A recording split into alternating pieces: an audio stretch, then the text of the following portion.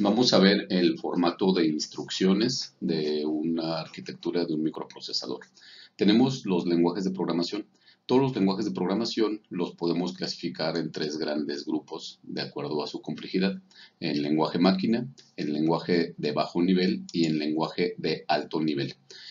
El lenguaje de alto nivel es un lenguaje que más se parece a nuestro lenguaje. Por ejemplo, si quiero hacer una instrucción que diga que se repita, entonces probablemente en la instrucción el lenguaje de alto nivel sea repetir. Entonces la palabra se parece mucho a nuestro lenguaje natural. El lenguaje de bajo nivel es un poco más complejo que el lenguaje de alto nivel. En general vienen en inglés. Por ejemplo, si quiero hacer un ciclo, digo for, o sea, digo para, digo while, digo do, o si quiero hacer una condicional, digo if. Un lenguaje de bajo nivel. Y un lenguaje máquina es el que más se parece a la computadora, más binario. Entonces, del lado izquierdo tenemos el lenguaje máquina, se parece mucho a la computadora. El lenguaje de alto nivel se parece mucho al lenguaje que yo hablo. Entonces, ¿cómo hace la computadora para poder interpretar un lenguaje de alto nivel o de medio nivel? Si la computadora solamente interpreta códigos binarios, cadenas de ceros y unos, pues nosotros comenzamos con el código fuente. El código fuente es el conjunto de líneas, el texto, el que yo voy a escribir en un archivo, en un bloc de notas o en una interfaz. Ese va a ser mi código fuente. De ahí, entonces, el compilador lo tendría que convertir a otro tipo de código. Entonces tenemos un código que se llama código objeto, el cual resulta de la compilación de mi código fuente. Y al final, entonces, todo termina siendo un código máquina, que es código directamente que interpreta mi microprocesador, o sea, que ya puede interpretar el circuito electrónico. Ese va a ser mi código máquina. El código fuente es el texto que yo escribo, por ejemplo, en lenguaje C. Son las directivas que yo estoy acostumbrado a programar: main, int, print, printf. Ese es mi código fuente. Claramente son los códigos con una extensión determinada dependiendo del tipo de lenguaje. Mi código objeto, entonces, no lo podría yo ver. Si lo quiero yo ver, lo voy a ver como conversión en ASCII. Entonces voy a ver una cantidad de símbolos, de caracteres. Y mi código máquina al final, este sí tiene sentido para la computadora. Aquí tenemos en hexadecimal 4, 8, 6F, 6C. Son los códigos en realidad que entiende el microprocesador y que van a hacer que ejecute cierta rutina que yo le indiqué en el código fuente a mi computador.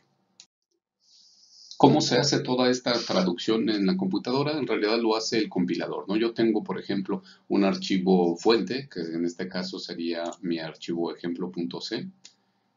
Mi preprocesador lo va a convertir en un archivo intermedio, que es el que va a verificar que tenga puntos y comas, que es el que esté bien escrito, que en vez de printf está bien escrito y no sea prunt. Es el que me va a mandar errores, es el que me va a analizar lexicográficamente que esté bien escrito, ¿no? De ese archivo intermedio, entonces, el compilador lo va a traducir a un código en ensamblador, que es un código de bajo nivel. El código ensamblador lo va a convertir a un lenguaje máquina, después va a tomar el lanzador y es el que me va a ejecutar, el que me va a crear el código ejecutable en mi computador. ¿Qué es el lenguaje ensamblador? Entonces, el lenguaje ensamblador, que es antes de que pase al código máquina, es un lenguaje de programación de más bajo nivel al que pueden accesar los programadores, que el programador puede entender todavía sin que sean los números binarios, ¿no? ¿Qué hace? Implementa una representación de símbolos con códigos máquina, ¿no? Esto es para que los procesadores, los microprocesadores, microcontroladores y otros circuitos integrados sean fáciles de programar para mí, no programe yo en código máquina puro. Para poder entender el código ensamblador, un código en lenguaje ensamblador, tengo que entender entonces la arquitectura de un microprocesador. Esta es una arquitectura básica a bloques de un microprocesador en general. Cada casilla aquí representa un registro. ¿Qué es un registro? Un registro es una parte física que existe físicamente en el microprocesador, que hay silicio para que ahí acumule o guarde datos, o sea, ceros y unos. Entonces, estos registros están organizados de tal manera que pueda hacer las operaciones aritméticas, operaciones lógicas, y tengo registros de propósito general, que en este caso son esos. Entonces, un registro es algo físico que existe en el microprocesador. Los registros más importantes del microprocesador son AX, BX, CX y DX. Estos registros tienen un nombre. AX es el registro acumulador, con A. BX es el registro base, con B. CX es el registro contador. Y DX es el registro de datos. Los puedo dividir dependiendo mi arquitectura. Si mi arquitectura es de 32 bits, si son 32 bits en total, entonces cada parte alta, high, o parte baja, low, entonces yo puedo tener 16 bits en la parte baja y puedo tener 16 bits en la parte alta.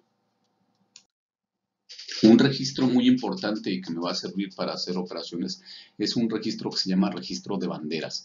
¿Qué es esto? No es otra cosa más que un registro, es una parte física que existe en el microprocesador que se va a poner en 0 o en 1 dependiendo la operación que hice. Por ejemplo, si hay paridad par, entonces el registro de bandera de par se pondría en 1.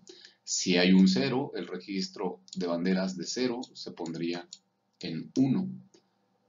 Si hay un signo o no hay un signo, entonces el registro de signo se pondría en 1 o en 0, dependiendo. El registro de banderas yo lo puedo monitorear y de ahí tomar decisiones. Tenemos otros registros, por ejemplo, que se van a ir viendo poco a poco. Tenemos el registro SI, que es el índice origen, el registro DI, índice destino, puntero base, puntero de pila. Todos estos registros me sirven para tener el control del flujo del programa en ensamblador. Entonces, aquí volvemos a la arquitectura del microprocesador. Recordemos entonces nuestras arquitecturas según software, que teníamos arquitectura CISC y arquitectura RISC. La arquitectura CISC es una arquitectura completa, o sea, muchas instrucciones. La arquitectura RISC es pocas instrucciones. ¿Qué tiene que ver que tenga pocas o muchas instrucciones? Obviamente, si hay pocas instrucciones, para programar necesito mucho código. Por ejemplo, no existe la función print para imprimir una cadena, pero existe imprime un carácter, ¿no? Entonces, para imprimir una cadena necesitaría imprimir carácter por carácter. 1, 2, 3, 4. En la arquitectura CISC, por ejemplo, podría haber una función que diga imprime una cadena. Entonces, eso facilita el trabajo de la programación, reduce el tamaño de código. Pero cada arquitectura, recordemos, cada instrucción de dicha arquitectura, por eso tienen que ver con el hardware. Entonces, cada instrucción debe de tener un hardware que la ejecute, ¿no? Este es el conjunto de instrucciones del microprocesador, no es 8086. Son todas las instrucciones que tiene el microprocesador. Y por cada instrucción que existe aquí, por ejemplo, para la instrucción MOV, debe de haber hardware, debe de haber transistores, debe de haber silicio que ejecuten esa instrucción. Es por eso que la arquitectura CISC o RISC, el conjunto de instrucciones de un microprocesador, define el hardware, define la arquitectura. Es donde se une el software con el hardware. Entonces, si yo tengo instrucciones de software, a cada instrucción de software, el microprocesador, si yo digo la instrucción es move, es mover este número a el registro de X. Esa instrucción tiene un código máquina. Para yo no aprenderme este código máquina, que es BAA4FF, este es el código que entiende el microprocesador. Sin embargo, esto es muy complejo para mí, es un lenguaje máquina.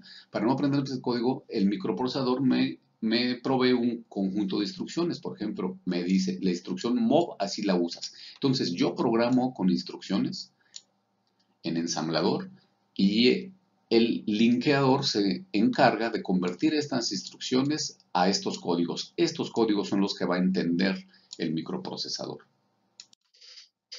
A cada una de esas instrucciones en ensamblador se llaman mnemónicos. El conjunto de instrucciones está hecho por mnemónicos. Y aquí vamos a repasar los mnemónicos más utilizados que vamos a utilizar. El primero se llama red.